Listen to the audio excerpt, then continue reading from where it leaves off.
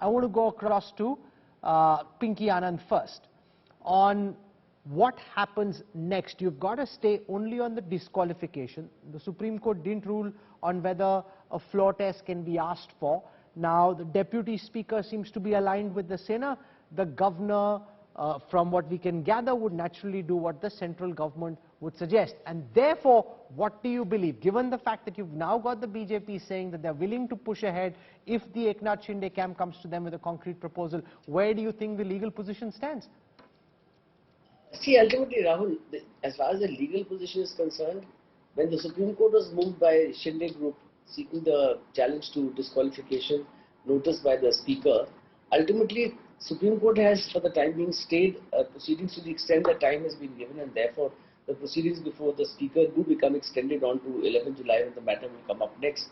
So in the meantime, obviously no orders can be passed, but the Supreme Court declined to pass any orders relating to floor test.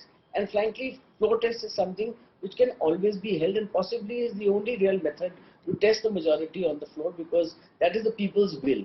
And that is what the parliamentary democracy really means, that the rule of law, the rule of procedure is that when there is such a dispute, the best way to sort it out would So who will determine the floor test? Will it be a call of the Deputy Speaker? Will it be a call of the Governor? See, ultimately it is the Speaker who is supposed to decide when the floor test is to be held. But here the situation also has got complicated, because the Deputy Speaker himself has ruled in favor of rejection of the disqualification motion against himself also. So there are quite a few complications there. But today, ultimately, there can almost be no saying on the factum that you can have and you will have a floor test if demanded for. But obviously, there has to be a demand for the floor test, failing which it cannot be done. So everything revolves around the fact that when and who moves for the floor test before the concerned authorities.